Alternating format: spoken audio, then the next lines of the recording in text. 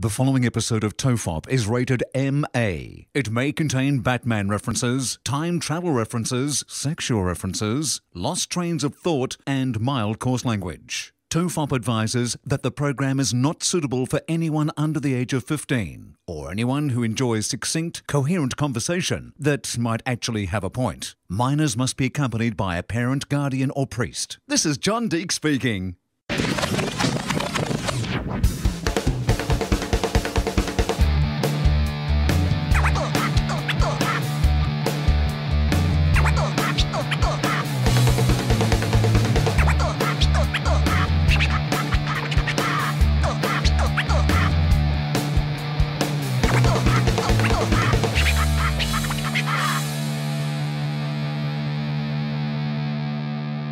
Everyone relax. This is TOFOP. I'm Charlie Clausen. I'm Wil Anderson. Hello. I've got to ask you something, Will. Awesome. Something happened to me on the weekend, which has brought up an issue that's been an issue of mine for a long time. You were touched by a priest again? No, it's the issue of stage fright, and I'm not talking about when you go on stage. I'm talking about using a urinal. Stage fright? Do you get stage fright at a public bathroom? No. I mean, to be honest, in a public bathroom situation, I'm normally heading straight for a stall. Right. See, that's my problem. Yeah. I mean, look, obviously, I'm not going to wait for a stall. Right. But if there's a stall free, I'm going straight to the stall. If there's a stall available.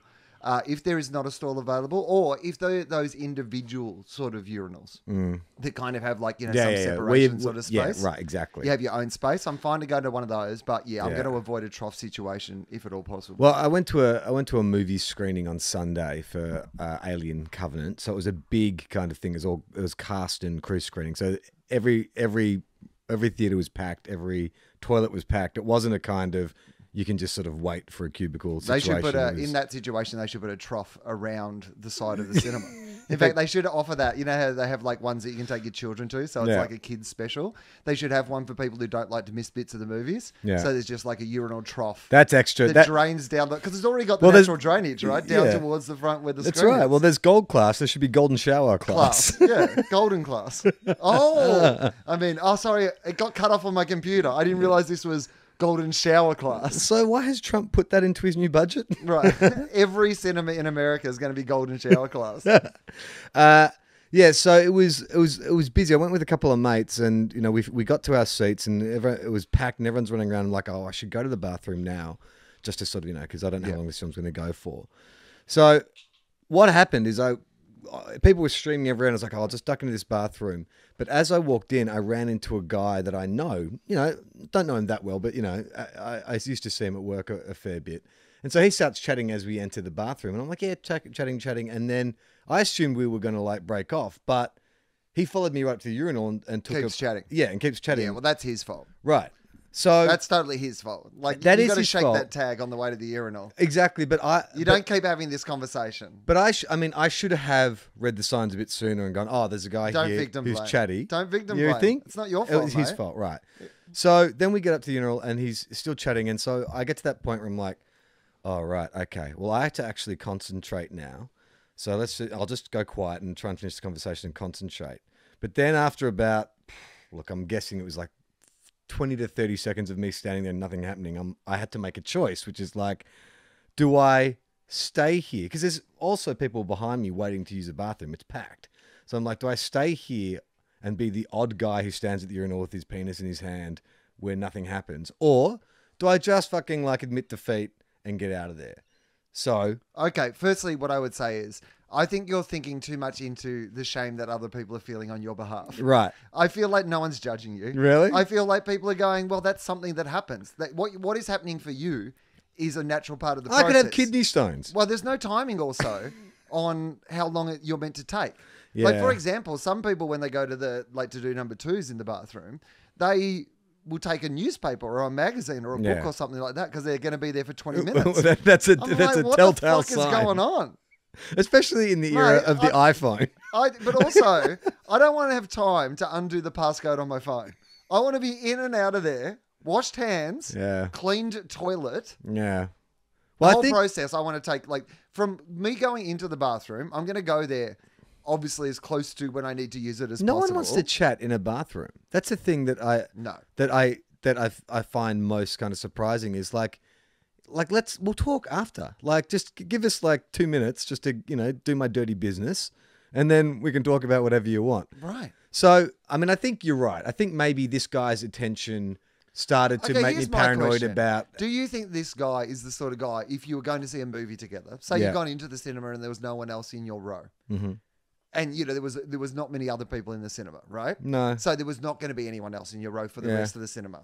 Would he have sat directly next to you, or would he have left a space in between you? No, I don't think he's a personal... I've never had personal space issues with him before. I think it was just a case of he was completely comfortable with going to the toilet and keeping on chatting and whatever. And so he just didn't... Like, he didn't read the social cues. I mean, technically, he's right. If we want to go really way back to it, how we should feel about something that everybody in the world has in common, like, we all have to use the bathroom. Yeah. The fact that there is so much shame built around this fact, like, we're all ashamed of a thing that literally is the thing that we all have in common. Yeah. If you meet anyone else in the world that you have nothing else in common with, you can still go, well, we both shit and we.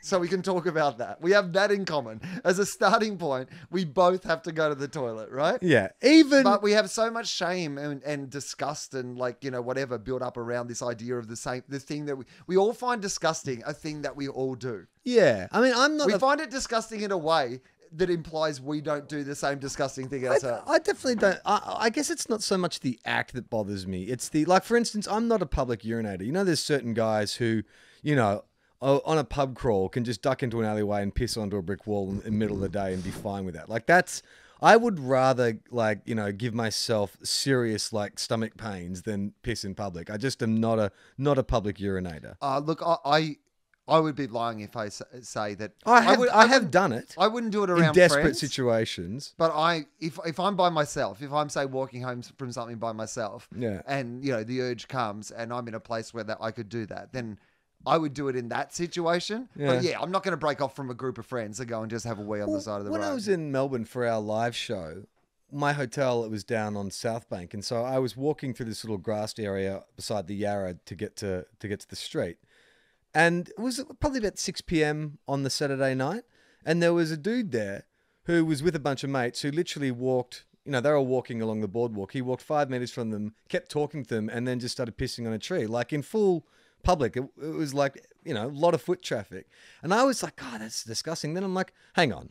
Do I have to consider my own issues? Like, what is he doing that is so bad? Like you say, everyone needs to wee. He's pissing on a tree. It's not like he's pissing on someone's car or in a handbag or someone's shoe or anything like that. Well, the other irony is, I know the exact sort of place in Melbourne that you're talking about. Yeah. Because I know what hotel you were staying at and I know where the grass is down there. But also the reason I know that is I stayed there for 10 days down that end of the city with the dogs, last 10 days of the festival. And every day I took my dogs down there to wee on that grass. Right. So, if I am letting my dogs wee on that grass, and this guy desperately needs to go, and he's doing it in a discreet manner, he's not just out in the middle of the it was grass, discreet. He was turning still around in a 360 doing a sprinkler. He was actually doing the and then a pause, and then he was continuing to talk to his friends over his shoulder. I don't think he was trying to duck away and do it surreptitiously. No. It was he just seemed he owned it. He was very confident in it. Well, in London, in the middle of London, in Soho, they have outdoor male urinals. So essentially it's imagine so there's 4 of them around. You might have it, say, a music festival or something like that. And they have those in the heart of London, in the middle of Soho. So at night, because they've just determined, I guess, you're only seeing the back of these men who are using these things. You're not seeing anything gross or disgusting. No. And it's out there in public, in the heart of London. Yeah. Minutes from Buckingham Palace, Charlie. That is not the royal we that Her Majesty was talking about. Yeah, so this dude, he was one of those comfortable, I can talk and piss at the same time. So I made the decision about a minute into it that I'm just going to zip up, wash my hands, get out of there. He was talking about... Oh, so you gave up? Yeah. And so I knew it was a big gamble because Once I've started, this is going to... It's weirder if you don't do anything. Exactly. Or he's looking and going, is his piss invisible? Does he have invisible piss? Is that your X-Men mutant power? What I was hanging my hat on was the idea that maybe he thinks I have a medical condition and is too polite to ask about it. Maybe, you know what I mean? Maybe I've got some urinary tract problem. So rather than admit that you did something that is completely natural that happens to people all the time. You'd rather your friend believe mistakenly that you have a medical condition. Yes. So I zipped Catholic up. school didn't leave you with any hang-ups, did it, Charlie? I zipped up, washed my hands, left the bathroom. And I've got to admit, it was awkward because, like, first of all, I didn't piss and he knows I didn't piss. I mean, it's weird Second you even of had to all- wash your hands. second Because of- realistically, you've just touched your clean dick, right? Yeah, totally. Yeah, but I'll wash it just in case. Don't know whose face I'll be touching next. But then the other weird thing is, like, we were having a conversation and then I just cut it short. Right. To say, all right, I'll see you later. You cut both things short. Yeah, totally, definitely. Right. So, but then I had another problem because I've left the bathroom, but I still need to take a piss. So I crossed the foyer, went to the other side of the cinema, and found another bathroom. And I'm like, all right, this is fine. This time I'll go to a cubicle. I won't run into the same problem. Right. Or the same guy. Turns out He's in the cubicle next to you, continuing the conversation. I did run into the same problem because I walk into that bathroom. Yeah. There's a huge line for the cubicles. And one of the guys in the line is someone else I know from another Yeah. job. So he starts chatting to me and I'm like, holy fuck. So I'm like, okay, I'll just stay in line at the cubicle. But, you know, I was probably four back for 2 cubicles. Yeah, but now everybody thinks that you really need to do a shit. Well, So now you've put yourself into that scenario, Well, that's- right? Because if you're waiting for a cubicle, Yeah. like I'll go into an empty cubicle, but I'm not going to wait for a cubicle, right. even if I need a cubicle. All right. So if you can't get the cubicle, then you'll just tough out the stage fright. Yeah, absolutely. Okay. I mean, but the thing is Just about, relax. But the thing about stage, Just take a moment. to take my own advice, just breathe. relax. Just everyone relax. Just say the motto of this podcast and let it run free. But for me, stage fright isn't immediately apparent until I have to perform. Like, I don't know. Well, it'd be weird if you got stage fright. I know. I guess You know what I people mean? Like, sometimes do, but- get anxious. Yeah. So anyway, so this guy, in line with this guy, I was like, oh, fuck, like, I can't actually wait for the bathroom. And plus, I didn't It'd be want to weird if you start actually the got film. real stage fright with it. You're like, weird thing about Charlie is every time he has to piss in public, he has to vomit first. He gets really anxious. Then he has to do some stretches. It's so weird. So I break off from the line for the cubicles and just go. There's a spot opens up at the far end of the urinal with a bit of Okay. space around Yeah. it. So I'm like, okay, cool. Yeah, go for a corner. That's Yeah. the other thing. Go Yes. for a corner. Go for some space. Go for a corner, and I Yeah. got up there, and I just got into the zone of relax. Just took a deep breath, Yeah. and so it feels like everything's about to start flowing, and then the dude in the line starts talking to me like, "How is LA, man?" and all this kind of stuff, and it was just, and I got thrown again, and I was like, I can't talk to him and relax, and so. I think I don't know what I said, but I cut it off quite tersely, Yeah. like, stop talking Said, to me. mate, like, how do I have 2 fucking friends who don't understand that you stop talking to people when they're at their fucking urinal? So I was at the point where I Well, you know what you should have said? LA's great, because here's what happens in LA. People don't talk to you while you're trying to fucking expel fucking Urine. refuse, dirty refuse from your pristine body, mate. I had asparagus last night. I've got some stage fright. Give us a second. I knew I couldn't find the third bathroom. I knew that had to be No. here and now. I mean, even then, the third bathroom at a cinema, you're really 2 bathrooms, sure, but a third one, you might have to go back out through something. Yeah, so I toughed it out, but it was by that stage. I don't know if this happened to you, but have you ever held on to a wee so long? By the time you go to take the wee, it's like your bladder is paralyzed because it's been so tight, and then it takes forever for the wee to come out. Oh, I imagine I have. I think part of it's just age. Oh no, is that what it is? Yeah, I it thought it is. was stage fright. But no, your bladder gets worse as you get older. That's Oh, one of the God. things. And I can't get through the night or anything like that. So I think there is that sort of thing. I get it all the time if I'm driving long distances or you get stuck in traffic or whatever. Where totally. Yeah, This is a old comic sort of. I mean, a million people have made this observation, so please don't pretend that I'm making it as a unique observation. But take my wife, please. it always strikes me that whatever that psychological thing, the way your brain works, that you can hold it for say, for example, you thought it was going to be 10 minutes, Yeah. but now it's been 30 minutes. Like there'll be times in there where you feel like, oh, I'm not going to be able to make it at all. And then you kind of get back to a point where you're like, Yeah. oh, no, it's fine. I'm going to make it. Yeah. And then that last 30 seconds between you opening the door or getting your pants undone or whatever, Yeah. It's like your bladder knows. it just knows. Yeah. It's like, mate, we agreed You waited an extra 20 minutes. What Yeah. now? And I Yeah. know it's like that's an old trope, but it's also a thing that is 100% true. Yeah, it's very psychosomatic. A kid at my school used to talk about how when he needed to take a shit, as soon as he put the front key in his door, he said, "My ass would get keen." Like, what? He's like, to take a shit, because it would hear the key going and it knows it's going to dump something soon. And so I'd have to bolt to the toilet. His ass had some Pavlovian Yeah, response to the key hearing going a in the key. door. It'll lock. Be terrible in prison. They were going to let me out, but I shit myself. Oh, wow. There you go. Yeah, so it's stressful. It's stressful. I had to explain it to my mates when I got back to the seat, and they were just like, they were like you. They were like, just, why did you leave? Like, just stay. Like, don't let that guy make you uncomfortable. He Right. needs to learn. Exactly. But that's the problem. You took it upon yourself. Yeah, it is the Catholic in me. Yeah, even though it was the other person. Yeah. Tell me this. What movie were you seeing? Alien Covenant. Oh, yeah. Okay. That was made in Australia, wasn't it? Yep. The new Alien movie. Yeah.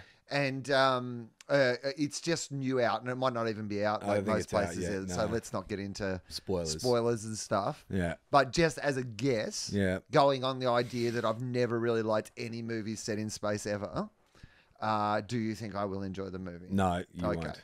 All right. No. Well, that doesn't give too much away No. because I haven't enjoyed any but 1.5 of the Star Wars movies. So Yeah, you're not a space guy. no, we were talking about this yesterday. Yeah. Which I have two movie genres. Like I love watching movies and I'll watch all sorts of different stuff. But there are two movie genres that I do not enjoy. The first one is space movies, and the second one is war movies. And there are quite a lot of movies about war in space. Yeah. Some of them are about wars in space. Yeah. I Literal particularly Star don't like Wars. those ones. I knew I shouldn't have liked this. It combines my two worst topics. Yeah, it's funny. I kind of get that. I'm not really a war movie kind of guy. Although war movies, I felt like war movies were more of a genre of like the 50s and 60s, like John Wayne war movies and stuff. There was a time in the sort of 90s, early 2000s where like, you know, you sort Everything of like was- your thin red lines and Yeah, these true. like sort of, you know, Yeah, there was it did kind have of a comeback. Saving Private Ryan, like war movies. It was were a bit like a thing. Western. I guess it sort of made a comeback. And old mate Christopher Nolan's making Dunkirk, which I guess is a war movie. There was like Pearl Harbor. Well, people always point out, it's interesting, like World War II films can do really well. But anything that's set in a modern war, like from, you know, the first Iraq War on, people don't really like. It's just a bit too real. Right, It's like because spoilers, they know that the Americans didn't win. Like, it's very hard. Like, because no good guys have won a war since World War II. Yeah. Well, I mean, you know, depending on your interpretation of good guys. But I what think side of the fence you're I on. think at the time, we can all kind of agree historically that the good guys won in World War II. Oh, And you think since- the Nazis losing was a good thing? Well, I mean, based on how they've made a fucking big comeback today, maybe we didn't wipe them out enough, would be my point. I guess. I don't know. Are you even allowed to say shit like that anymore? Donald Trump just sacked the head of the FBI. Who, you know, the only people who were going to investigate Donald Trump were the FBI, so he just sacked them. I mean, that is clever. You got to Yeah. give him credit for that. Yeah. Can't investigate you when they're investigating having to Did get a you new fucking job. Did you see the letter that he wrote to Comey to let him know that he'd been sacked? You're fired. There was the second paragraph was along the lines of, "I appreciate you telling me 3 times in private that I had nothing to do with Russia."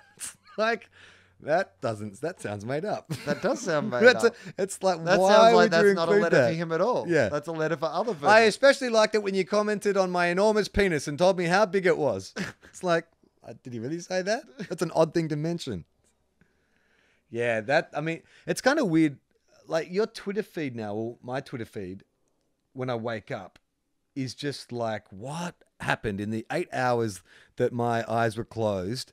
What fucking crazy shit. And it's also because, you know, the different time zones. Well, all these things follow such a pattern of historically, if you looked at the signs of what, you know, dictators do, authoritarian dictators do, and the way that they undermined the judiciary and they undermined all Media. these sort of structures in the media and all these sort of things. It's the exact playbook of, you know, the things that you should be terrified about. And I Yeah. do believe that people are to a certain extent terrified about it, but it makes me wonder the way that we almost kind of laugh at it or just throw our hands up in the air and go, oh, what's he done now? Was this what people were like when Hitler was on the rise? Were there just a whole bunch of... Because you always imagine that he was just kind were of people like... as droll and ironic about Yeah, stuff? there was a whole bunch of people who just got caught up in the Nazi thing who were like, oh, what's he done today? Hang on, they're marching like that? That's his mustache? What's the hand in the air thing? Yeah. He wants to do what to all the Jews? It's interesting. I guess there wasn't the level of shared views and opinions to trivialize it. Because back then, you fed your news through only like limited sources. But now, because you can find out what Carrot Top thinks about Donald Trump. You know what I mean? Like there's all this opinion. It sort of dilutes it a little. Yeah, I think that is absolutely right. You can find a million... Well, that's the other thing about all this information. We thought all this information would make people smarter, but all this information just gives you more opportunities to find someone who agrees with the stupid bullshit you think. Mm. It is strange. It is. I sometimes I feel Welcome to TOFOP. Yeah, jokes are plenty. Yeah. But don't you? It does. I was thinking, we live in this era of where TV's had a renaissance. Like TV is so good now, and the stories they're telling, and the depth and intrigue. Some of TV is so good now. Well, a lot of TV is cooking every night. Yeah. But what I mean is like TV, they predicted TV was dying, 10, 15 years ago, TV drama, and it seems to be back with a vengeance. Yet still, using all the great writers in the world, with all the production values in the world, still it is not as much intrigue and scandal and what the fuck moments as what's happening in real life. And that's saying something, right? If Donald Trump was a TV show, he would have jumped the shark ages ago. Donald Trump as a TV show is like, what was that show that used to be on in the middle of the day? Was it called Passions? Oh, yeah, where and it it had had devil possessions. Right, and, that sort of thing. Yeah, That's yeah. what the Donald Trump presidency is like. It's not like House of Cards. It's like fucking Passions. Yeah. He's probably going to appoint some weird little person to be the director of the FBI. Because wasn't there a baby, a real life baby, or like a doll, a ventriloquist doll that had come to life or something? In Passions? I think someone needs to hit I'm gonna hit Wikipedia. the internet. Ramona, you might have to get off my lap. Ramona's been getting a nice back rub while we were doing the podcast. But Ramona, come here. I'm I'll going to give have you a back to rub. go to Uncle Charlie. Come on. Come on. Down off there. Come on. There you go. Yeah, come here. Come on. All right. Let's see. Here on the computer. God. So, You've been working out. all right. So, Passions, the TV show. I'm going to go to Wikipedia here, as usual, our first resource. Yeah. I don't know why people believe fake news. Where should we look it up? Passions is an American television soap opera that began airing on NBC on July 5th, 1999. Oh, wow, that late. And finished its run on the 101 network on August 7, 2008. That's bizarre because my memory of that, I feel that's like a Mandela effect. I could have sworn Passions was like a mid-90s kind of thing. But it's... I think it immediately captivated the public's attention. Yeah, right. Because I remember, so 1999, so I've been doing stand-up for like 2 or 3 years, and it must have been amongst the... Yeah, right. Turns out that as a young aspiring stand-up comedian, you caught a lot of daytime TV. So did your friends. And you needed to talk about something for the 6 or 7 hours a day you spent with each other doing fuck all. All right. So it was created by screenwriter James E. Riley and produced by NBC. Passions follows the lives, loves, and various romantic and paranormal adventures of the residents of Harmony. The place was called Harmony. Nice. Ironically, I imagine. Storylines center on the interactions among members of its multiracial core families. Okay, well, that's good, Diversity. kind of.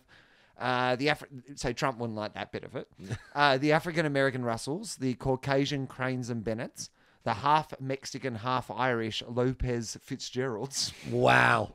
I mean, that's pretty great. The series also featured supernatural elements, which focused mainly on town witch Tabitha Lennox and her doll come to life. Oh, wow. Timmy. So there you go. So Timmy the doll was the... So was that a central... Because I got to admit, I don't think... I just saw clips of Passions. I don't think I ever watched a full episode. But was that doll like... Did he get his own... Like in the opening credits, did he get his own title card and like turn the camera? Timmy the doll. And special guest star, ventriloquist doll, Timmy. Yeah, so there you go. What storyline? Do they have any kind of key storyline? I don't know if they have like much because it was a pretty long running show. Okay, here we go. Let's have a quick look at this. This is trademarks. Oh, yes. So it's got some trademarks. One of Passion's most notorious trademarks is the false dream sequence or fake out. Oh, so Batman versus Superman, right? Often the show would play out an outlandish event or explode a huge secret which viewers have long been waiting to see. only to reveal it to be a daydream. Like, how many times can you pull that off? Apparently a lot. The dream sequence would last anywhere from a few seconds to a few episodes. Typically beginning without warning. That just feels like somebody wasn't getting their scripts in on time, wasn't totally. it? And then it was all a dream. On Passions, often a dream sequence would begin with no visual cues of any sort whatever, often going as far to include contradictory elements to give the dream sequence credence. That sounds like they're definitely giving the writers an out with this. Like, all right. I like this. Contradictory timeline is also called plot holes. Characters on the show have flashbacks to earlier events quite often, so much that a significant portion of an episode may be repeated scenes. That's just the lazy writer. Yeah. Well done. Congratulations. Here we go. One for you. Roman Catholicism. Oh. Roman Catholicism and its principles feature greatly in the show's themes. Several characters, including Grace Bennett and Pilar Lopez Fitzgerald, but I mean, she's half Mexican, half Irish. She's got to love God, right? Was it Pia Lopez Fitzgerald? Pilar. Pilar. Would you say Pilar? Pilar, yeah. Pilar. Are portrayed as being particularly devout Catholics, often praying with a rosary. Well, the Mexican and the Irish, they're supercharged Catholics. Oh, here we go. Father Lonigan. Oh, yeah. Now, there's two things about Father Lonigan. I'm going to get to try to guess both of them, right? Is he Firstly, sexy? Firstly, there's something about him. Right. He has a physical impairment of Eye some patch. kind. Oh, okay. Blind. He's blind. Oh, damn. You close. weren't far away. Father Lonigan, the blind priest. Now, he has an ability. What ability do you think he has? It's a supernatural ability. Read minds. The ability to sense evil. Oh, well, all right. I mean, so do dogs, right? He's like a He's blind a dog Labrador. come to life. Became a priest. Just wanted to wear a collar still. All right. How did he go into it? Okay, yeah. Father Lonigan, the blind priest, has the ability to sense evil, causing lots of trouble for Tabitha over the years. Many theological debates on the importance of Catholic marriage vows have arisen over the years as well, as various characters attempt to divorce or remarry. That's interesting. I wonder if there actually was like some kind of Christian agenda or Catholic agenda behind it. Well, I think they were doing a lot of things that were contrary to the Catholic. So maybe it was more satanic critiquing. possession and stuff. Okay, fate and destined couples. This is another theme.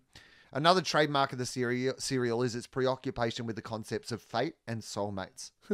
For the run of the series, the show established a few couples as fated and, with few short-lived exceptions, never mixed up any of the relationships. Well, apart from the Mexicans and the Irish. Some of the early fated couples were considered to be those of Luis and Sheridan, Ethan and Teresa, Miguel and Charity, Chad and Whitney.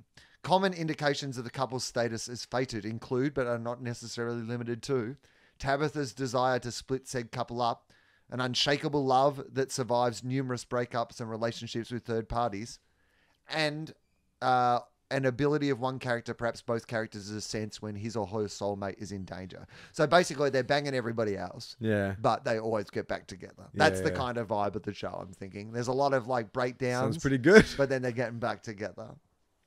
All right. Okay. What else? Sexual violence? Ooh, maybe not. Maybe not. Maybe we'll just go over that. Well, it depends. If it involves the puppet, I want to hear about it. Hang on. Well, let's. Okay, here we go. Eerie deaths. This is much more fun. Yeah. One unfortunate trademark for Passions has been eerie deaths. Oh! I think this might not be on the show. This might be eerie related this is even deaths. better. In 2002, Josh Ryan Evans, who played Tabitha's extremely popular dolt sidekick Timmy. Dolt. Sorry. You know what? I had the browser thing on on the L. On the L. So, the dolt. I'm like, it's an odd choice of words. I thought it said dolt, but it was literally my browser arrow. All right. So Timmy died. Timmy the doll. In 2002, Josh Ryan Evans, who played Tabitha's doll, Timmy. What? Hang on. Died. Wait, what do you mean he played the doll, Timmy? Well, because it was a real... So the idea in the show was that it was a ventriloquist doll come to real life. Yeah. But it was played by a person. But the puppet, as in a puppeteer. No, Timmy kind of... Oh, the doll was actually like a flesh and blood. Yeah, had like come to life. Oh, hang on. Now, all right. Hang on, I'm going to Google Timmy Passions images just so that you can have a real sense of what's So going Timmy on here. was a witch's doll brought to life like Pinocchio. Yeah. Okay. Yeah, and when you see Timmy, you will understand. Oh, okay, great. There's pictures of Timmy as a doll, and there's pictures of Timmy as a person. So that's Timmy the doll. Oh my And god, that's that is horrifying. Timmy the person. Is that a real person? Yeah, Oh, yeah, oh, this is nightmarish. yeah, right? Oh my god. So Yeah. who'd they find first? The kid or the dog? No, let's get Anyway, back to all that right. and what So happened to him. we'll get back to this. Oh, All right, there you That's go. unnerving. That gives you a Everyone little should bit more. Google that. All right, so Oh, that's horrible. It's like the real life. He looks like a real life Chucky. all right. So Josh Ryan Evans, who played Tabitha's extremely popular doll sidekick Timmy, died while on medical leave, just as scenes were airing where Timmy died in the hospital and went to heaven. Oh shit, man. Passions had planned to revive the character in a few months But we were worried the real life person was also going to come back to life. once Evans returned from his own surgery, but instead had to write Timmy out. After 5 years of evil crane patriarch Alistair being heard but never having his face seen, voiced by Alan Oppenheimer, Passions finally cast the role with longtime daytime vet David Bailey. Bailey was a hit with the cast as well as the fans, but on Thanksgiving Day 2004, Bailey drowned in his pool What? just as scenes were airing where various characters tried to kill Alistair, who actually suffered clinical deaths before being magically revived by Tabitha. Holy shit. All right. So I'm that- so- going to go into Timmy's car. I'm going to click on the Timmy link. So two actors who played Timmy both died. at the No, I same- think this other guy played a different character. Oh, right. But they both died while in the show they were dying. Both were played assistants to the witch lady. Yeah. Timmy Lennox is a fictional character from... Yeah, okay, blah, blah, blah. Okay. Timmy was originally a doll created by the town witch Tabitha Lennox as a sidekick in her various evil schemes against the people of Harmony. Timmy had a good heart, though, and came to love Charity Standish, the main target of Tabitha's evil. Oh, okay, so he's fallen in love with the main target of Tabitha's evil. Hang on. So when he was a doll or when he was a human? When he's a human. Okay. For her innocence and kindness. But is he a boy, or is he a man-child thing? Well, he's a doll come to life. I don't think... But was the actor a boy, a child, No, I don't think so. I think the actor was a man. like a small person? He was born... here we go. Oh, no, it doesn't say. Oh, no, because that's... I'm looking up the character's details, not his. That's probably why. Said he was made out of wood Well, in it a said- workshop. It said he was like born in 1999 and died in 2002. I'm like, no, he can't have been 3. That doesn't make sense. Here we go. Joshua Ryan Josh Evans, born in 82, died in 2002. So he was only 20, but Holy he was shit! So yeah, it would have been like 18 or 19. he was 17 when Passions debuted. Wow. He had the appearance and voice of a small child due to no, I won't be able to say it, but it was a form of dwarfism. And he was in a bunch of movies. So can you tell me when he was Timmy. Timmy, the live Timmy, was Yeah. a doll Timmy? Yeah. He's playing a child still? Well, he's playing a doll. But hang on. So the witch lady whose doll comes to life. Yeah. So you know, down the shops one day she suddenly got a kid, and is she saying to everyone, "Oh, I adopted her. It's my sister's kid or whatever," or do they know that she built a doll and it came to life? And is the doll like it's a child doll? Well, she's a witch. but it's a So doll. witches are always doing shit like that. But it's a doll of a child. Yeah. So when it came to life, did it have the mindset of a child? Like the object of Timmy's affection, Yeah, was he good also point. a girl or was it No. a woman? So, I don't know now. But I think, like, appearance of a child, but with the mind of an adult, perhaps. Right. Okay, let's have a look at Charity. So the opposite of Donald Trump. Yeah, I think so. All right. Well, let's see if it says it might give us some more detail here if I keep on reading. All right. So at times Timmy would interfere with At times, Timmy. At times Timmy That's a great indie band album from the early 2000s. At times, Timmy. would interfere with Tabitha's schemes to get rid of Charity. One time when Tabitha was planning to make Charity kill McGwale by giving him a poisoned petite four. What's the petite for? Like it's Yogurt? It's no. I like petite meow. meow. I don't know if I've said that correctly, but it's like appetizers. It's finger Okay. food. Oh, yeah. Timmy swapped the petite four, resulting in Tabitha eating it and melting. What? That's what it says. Fantastic. All right.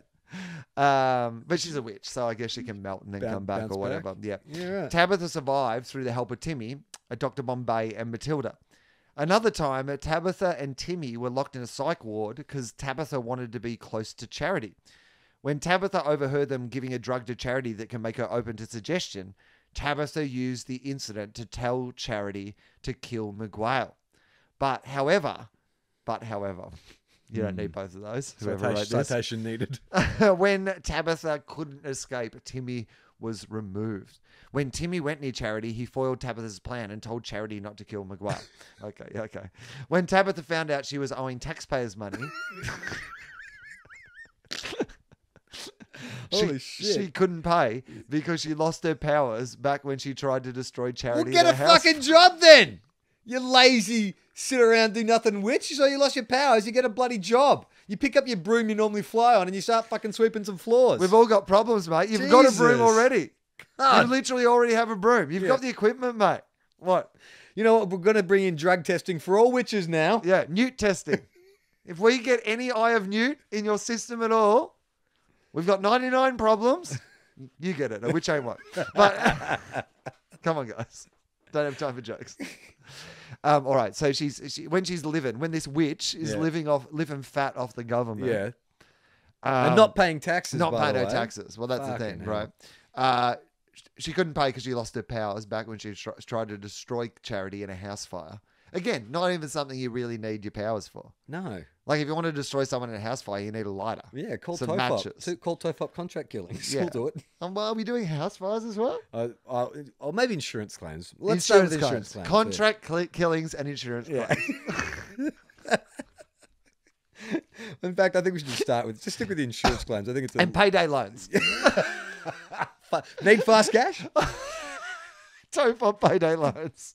Amazing. That's what we use the Patreon for. Fast payday loans with 70% interest within 4 days. That's how we finally fund the podcast. We take the money that people are giving us on Patreon and we set up a payday loan business. Oh, that'd be awesome. Oh, well, that's man. better than the contract killings because then we just hire some. All we need to hire then is some stand-over hired men. goons. Yeah, exactly. just muscle stand-over Yeah, people. some and say, muscle. yeah, no, I feel more comfortable with that than the contract. It's good killings. boy. You're just going to break some ankles. You're going to shatter some shins. Yeah. Well, even if we get someone who's just really good at psyching someone out. Intimidating. Really intimidating. Just that sort of like old school goes around going, hey, you got a pretty nice house. That'd be real shame. Something happened to the front door. What are you doing? Trying to shake your door over the hinges, but gee, it's bolted on tight. Can you let go of my door, please? No, I'm just gonna show you what happens if you don't pay your debts to TOFOP. God, this is exhausting. Oh, can I sit down? No, get out. Go for water. Slips over, hits his head on the edge of the door. Yeah, the person who's standing over has to call him an ambulance. I'm adding this to the bill, by the way, because I don't have insurance. All right, here's another one. All right. These are all pretty much the same, so I'm just trying to find some ones that are a bit different. Okay, Timmy then found out after the... okay. So Timmy then found out about Tabitha's memoirs and stole it and published it.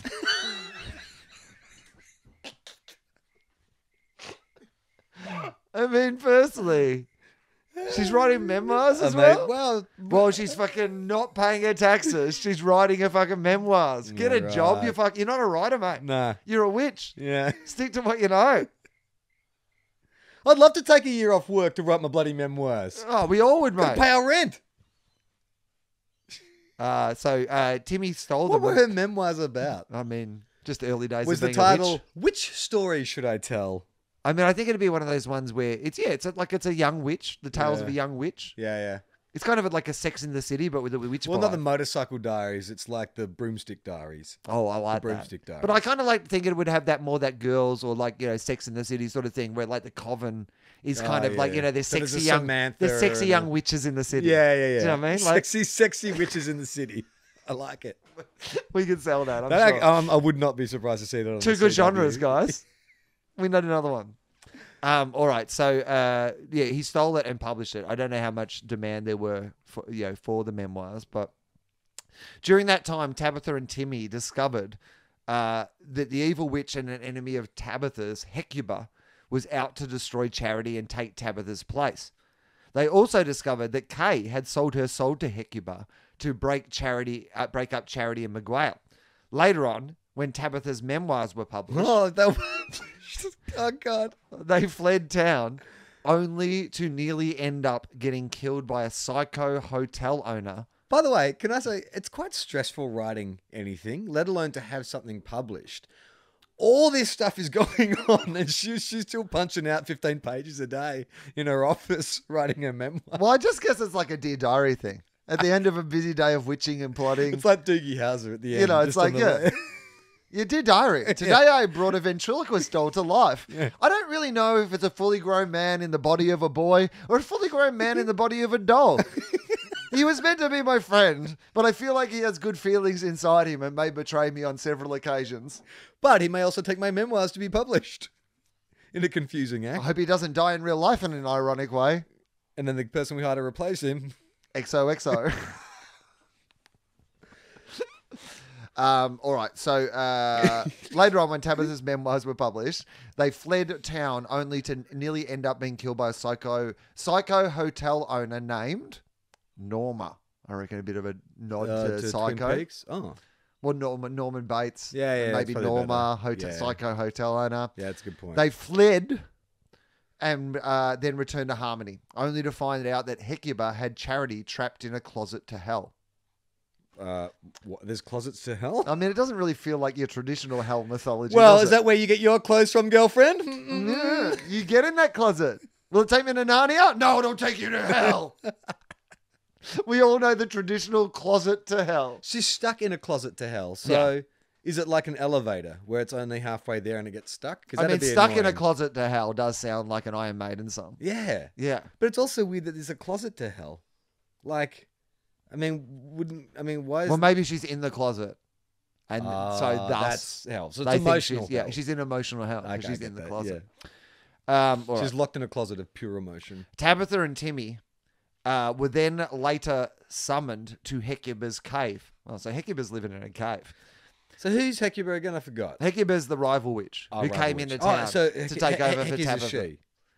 I assume a she, but I don't know. Or is it She's a witch. What do you call a man witch? Warlock. Yeah, okay. No, I think a witch. So I'm going to say Hecuba's a she as well. Hecuba. Down there, they found that Kay and Miguel were trying to... Miguel? Miguel. Sorry, I've been saying it the wrong way all the time. Miguel. Yeah. Kay and Miguel were trying to destroy Hecuba to try and save Charity. They opened a box of light to try... Hang on, light chips, like sweet, light and tangy, because they're good. I think they just turned on a light. Yeah. To destroy Hecuba, but failed due to Miguel closing the box before Hecuba could be destroyed. Don't know why. Tabitha and Timmy survived the box and were set free. They then tricked Hecuba and trapped her in a bottle, and Kay's soul was now with Tabitha. They then returned home and took the bottle and threw it in the basement. Oh, man, feels like that would be better places to throw it than just... especially when Hey, it's your you mortal know we've enemy. trapped our mortal enemy. Should we just chuck her in the basement or something? Yeah, just put it next to the cricket pads. Any chance we should bury her at crossroads or like throw her ashes Sacred into the ocean ground, or like no. no? Just chuck her in the basement near the washing powder. Yeah, stick it next to the boogie boards. Put her behind the washing powder, just behind at the back there. So it's hard to believe all this shit happening to Timmy and Tabitha that there'd be room for any other fucking Plots in the characters show? on this show. Like this is Oh, a mate. full life. By the way, just for the record, I'm only halfway through. Okay, continue. I'm only halfway through the stuff that's just happened to those guys. All right, here we go. They returned home, whacked her in the basement. Tabitha and Timmy then found out that Kay and Miguel went back to hell Oh yeah. to try and rescue Charity. And also That's realized... right. Charity's still trapped Yeah, there. in the closet to hell. and realized they were being dragged to the 10th level of hell. Is that a particularly bad level of hell? I don't know. The 10th level? Dante's Inferno. I think there's Is that the 9 10th level, levels. is it? I think it's the lowest. Oh, okay. Yeah. Timmy wanted to The know... basement of hell where the devil puts his worst enemies.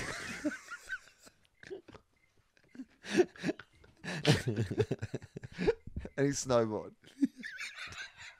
Which he never uses. Never uses. I don't know why I bought it. Why does he have one? He There's lives no in bloody hell. snow in hell. It's hell. I don't know what I was thinking. It's literally the expression. That's when what- it snows in hell. That's why you shouldn't get drunk and jump on eBay. Dark web. Only uses the dark web. Satan, I The imagine. devil up late one night on the couch, 2 a.m. the TV's on. He's just drunk and stoned and on his iPad going, fuck it, I'm going to snowboard. You know what? I'm going to get a snowboard. I'm the fucking devil. Yeah. I can have a snowboard if I want a snowboard. It's a snowboard's chance in hell. All right. On the 10th level of hell, Timmy wanted to know how they can be saved.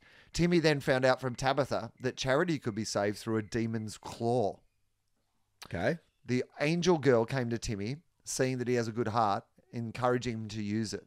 Timmy used the demon's claw, resulting in the closet to hell in Charity's closet. Oh, so the closet to hell is actually in Charity's closet. Okay, so she's just trapped in her closet. Right, yeah, she's in her own closet, but It's but bad. Dimension to hell. She obviously didn't check the closet when she's moved into the house. The real estate agent hasn't told us about the fact. Oh, by the way, it's a great place. Why is it so cheap? It's got a water view. It's got an extra bedroom. Look, it does have... How much closet space do you need?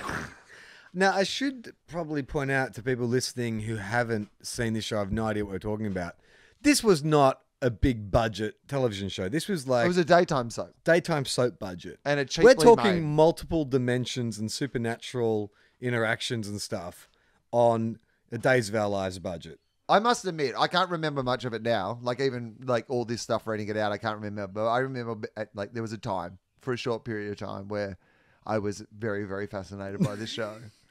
All right, here we go. Let's keep going on this. I want to find out what happened. So the angel girl comes to Timmy. She says he has a good heart. She encourages him to use it. Timmy uses the demon's claw. He closes the Charity's closet. Nice. And at one stage, he returns Kay's soul after hearing Charity pray.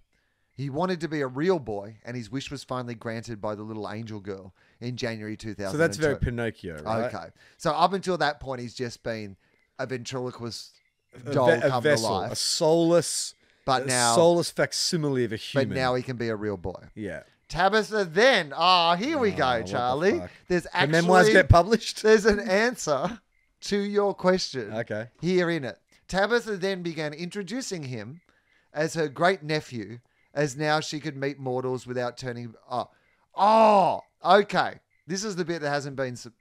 Up until this point, every time he met a mortal, he turned back into the doll. That's a huge point. It probably would have made a lot more sense.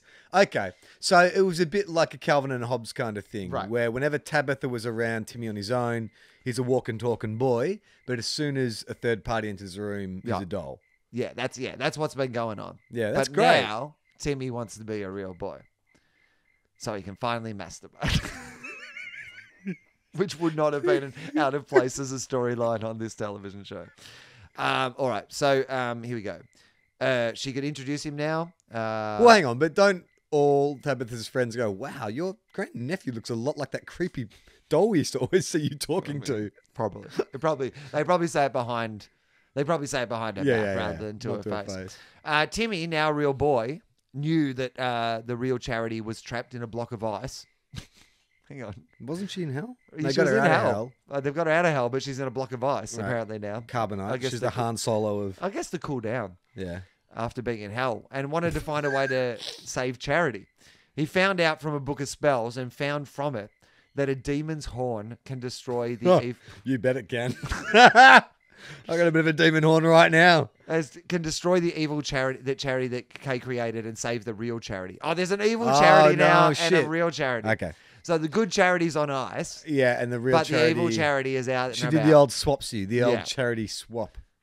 Timmy left Harmony in search of the demon's horn. God. Oh, they must have laughed so hard when they were writing that. Hey, Timmy, Timmy, go and get Timmy, make sure you grab the demon's horn. The only thing you need is the demon's horn. Well, I need both hands. Yes, you'll have to grip both hands and the demon's horn. Grab it, measure it from the base. From the base. It was during that journey that Timmy discovered Julian Crane, who had fled Harmony due to everyone trying to kill him. Hey, you're new in town. Yeah, where'd you come from, Harmony? Why? You wouldn't believe it. Everybody was trying to kill Everyone me. was trying to kill me. I just thought I'd probably leave. Yeah. So they've discovered he's alive. Julian helped Timmy through his journey in search of the horn. At times, Julian saved Timmy from zombie charity's assassins. When Timmy returned to Zombie Harmony... charity. So that's evil Yeah, charity. that's evil charity. Yeah. Yeah. When Timmy returned to Harmony, he used the horn to save Charity. During that time, the real Charity and Zombie Charity had a fight. And during that fight, Zombie Charity attacked him with her powers, leaving him gravely injured. Timmy later died, unable to heal from the injuries afflicted by Zombie Charity. He died on August 5, 2002. After his death, Tabitha got her powers back after losing them for failing to destroy Charity. When she got her powers back, she wanted to revive Timmy, but learnt that she unknowingly signed a form Oh, wow. that gave Timmy's heart to Charity. Was it one of those Apple ones where she just clicked yes? Yeah, accept. Just didn't read it. She just accept. Well, here's the thing also. Since when does she start fucking obeying the law? She wasn't paying her fucking taxes. Yeah. She probably signed a lot of employment forms and stuff like that said... Contracts are made to be broken. Exactly. Clearly in this world. But she unknowingly signed a form. And also, it's not legally binding if you've unknowingly signed something. Oh, really? You can't trick someone into signing a contract. Like, you can't just put a bunch of papers in front of somebody and, like, they think they're signing something else. Yeah, right. The contract would be null and void. I mean, she's got to get some better advice. Yeah. I'm not a lawyer, but Not the lawyers. I watch a lot of Law and Order. She'd unknowingly signed the form, giving the heart to Charity. I mean, well, at least it went to Charity, for Charity. She tried to destroy Charity, stop the heart transplant, but Timmy came down and convinced her Came down heaven. from the horn, and convinced her not to destroy Charity, so she stopped. Tabitha loved Timmy dearly and still feels the loss of her son as well as of her best friend. Ah. Timmy appeared to Tabitha in October 2003 as a surprise to meet Tabitha's new daughter, Endora. The spirit of Timmy made an appearance in late 2007, advising Tabitha to use good, not evil, to rescue her daughter, Endora, and Miguel from the dark side. Well, there you go. So he came back as a ghost, sort of like Force style, right? Yeah, and Force I guess ghost. that's when after the original actor was Yeah. dead. So I guess that's are like you googling Timmy's ghost passions? no. I want to say if there's anything else about passions here that like because if this I'd like this someone must have written A think piece. a think piece on why Passions is the best TV show. Like My memory of it 10 was, reasons Passions is like yeah, that's what I want Which to say. which passions character Yeah. are you? A listicle, is that what you're trying to say? Yeah, exactly. I want a Passions TV show list. Here we go. All right. No, that's not happening. Character list. Wiki. Oh, okay. Yeah, not a lot. This might be. Oh, here we go. Thank you very much. Leonora Epstein Yeah. from the website, Charlie. Cracked? No. BuzzFeed. If anyone was going to do a think piece on passions, it was going to be on BuzzFeed. Passions. This is the headline, by the way. Passions, the most meaningful document of our past no one talks about. Well, until today, Leonora. A reintroduction to the worst/best soap opera you ever watched as a teen. Okay, good. This is good. This is going to give us some more information here. There are very few conditions under which the combination of rich people, poor people, dwarves, witches, satanic possession, poison quiches, and Princess Diana make for a TV hit. There's only one. It's Passions, the NBC soap that was on for nearly 10 years. Okay, so there you go. Nearly 10 years. Yeah, I'm surprised by that. Passions, like most soap operas, was not good. It was overacted, cast in soft lighting, and featured lines like, "I love your father and he loves me. I will never divorce him. Never." Okay, Oh, good. that's fairly standard. Altogether, it was possibly one of the worst TV shows ever. But there was something comic and intriguing about its tragic quality, which is why when you mention Passions, even occasional watchers of a certain age will go, "Oh my God, Timmy." for a show that spanned 2,231 episodes. All right, here we go. The plot. Passions combine the salacious doings of the residents of the idyllic town called Harmony. Okay, we've got that. With kooky supernatural conflicts. You're basically good against evil stuff, except most of the players had chisel features and natural good looks. Okay, all right. You probably remember the first season the most. That's when the show's more iconic plot lines took root. There was the rich Crane clan, ruled by a soulless father.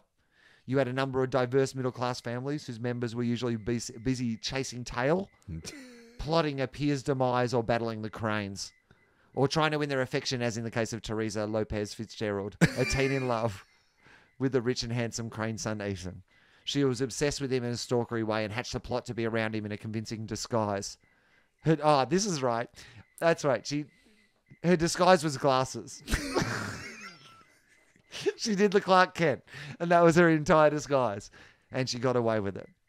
Then there was Tabitha, the 300-year-old witch. Oh, right. Who became threatened by a pretty blonde. Well, no wonder named she's Charity. writing her memoirs. She's 300 years Yeah, old. it's 300 years. She's got some stories what to tell. say.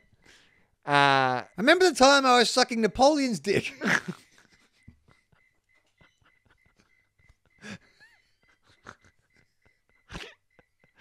Tabitha became threatened by a pretty blonde teen named Charity, who had mysterious powers and premonitions. Also, Charity also had, some.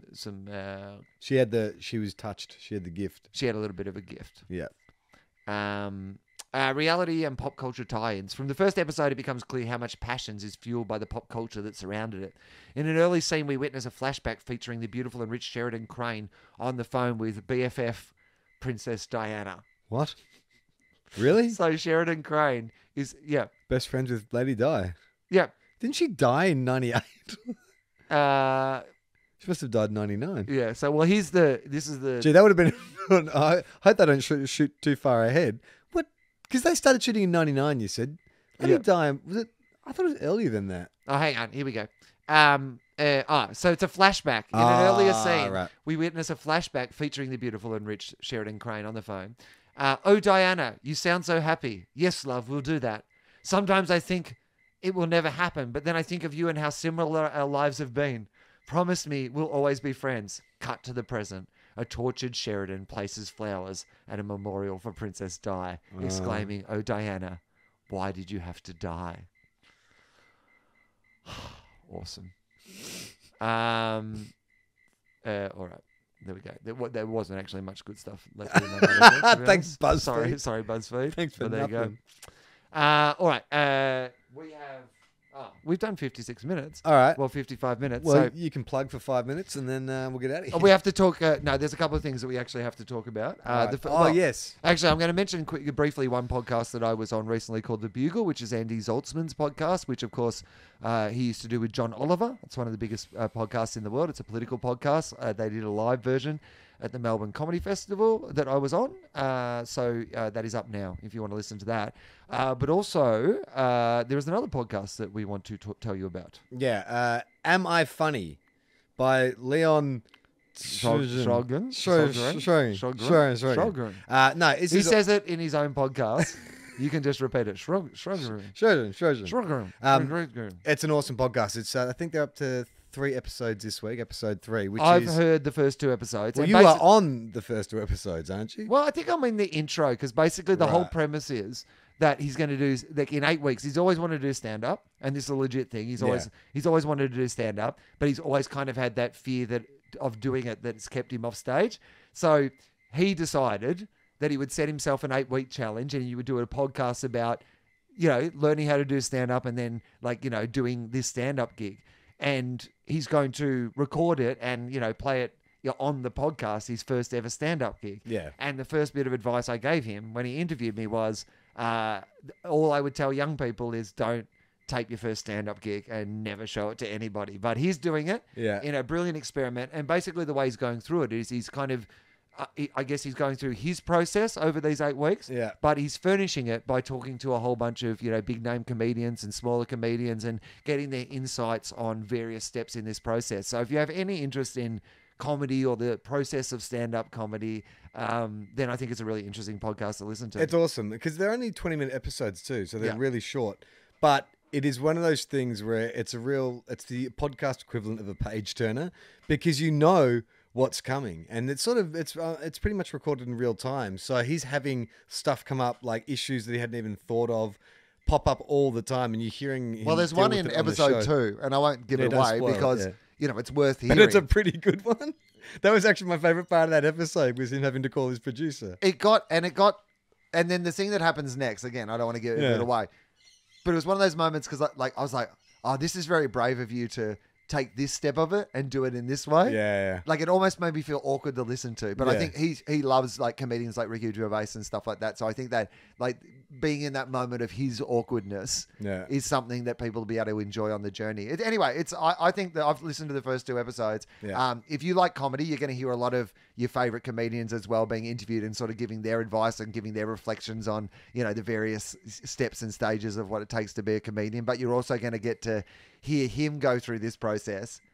And I think the thing that he doesn't quite realize yet, even though I think he intellectually gets it, is this is a really big fucking scary thing. Oh yeah. And this is not going to be tipped in his favor. I mean, he's doing this process and whatever, but if anything, that just builds up the expectation even higher that he's going to have to be good. And no Yeah. one's really that good when they start. So Yeah. anyway, it's going to be really, really compelling. So Am I Funny? It's called. Yeah, find it on iTunes, I believe. Real good. Good stuff. Yeah. Shows. Okay. So I Oh am... no, you won't. No, Oh, I'll be. no. I've got All still over. got Nelson Bay and somewhere else around Newcastle. Yeah, I'm doing a pirate ship. I'm doing pirate radio. Arr. Me Hardies get involved. Nelson Bay, and Belmont down near Newcastle, and then I will be doing Wagga, the town so nice they named it twice, as part of the Wagga Comedy Festival. And then I'll be at the Montreal Just for Laughs Festival doing 6 shows, the most shows I've ever done over there. They are on sale now. It'd be really cool if you are in Montreal, or if you know someone who's in Montreal, or if you're in anything. Tell people to come to these shows. I will not sell them out. Even if everybody tells everyone. But if you know somebody, if you think they would be interested in them, then they're on sale at the moment. That'd be cool. All right, is that it? I think. Oh well, have we done enough? Yeah. Well, how many? Is it over an hour? I mean, it's just. Let's just keep it's talking on until we an get hour. over an hour. Oh, No, it's it's just an on it. I reckon it's an on an hour. I An reckon. hour now. I reckon we've done. We've done enough. Have we told them about our Patreon page? Oh no, we haven't. We should do that. Okay, we've got a Patreon page. Patreon.com/TOFOP. Patreon is a way we keep this show running. Basically, it's an ongoing subscription service where you can subscribe from any level, from $1 up to... Well, I mean, I would say $10 million. I don't think there's a limit. I mean, There is no I limit. deal with Patreon. and I would love a crazy subscriber. If there is someone out there who really just wants wants to be put our- in. Oh, so like you want someone to be our #1 ticket holder? Yeah, exactly. That's them, by the way. That's them on the phone. That was the alarm that went off. We set it for an hour. That's great. We should do that. We could have a #1 ticket holder. The highest monthly subscriber to TOFOP can be Yep. our #1 ticket holder. Yeah. Oh, yeah. And you could have the. In fact, we could say, like, you know, if you're the highest subscription person, for that subscriber, month, every month, yeah, we'll nominate one person because as our #1 ticket holder. and all you've got to do is just give us money. Give us the most money. That's how #1 ticket holders mostly work. I like it. I'm Charlie Clausen. I'm Will Anderson.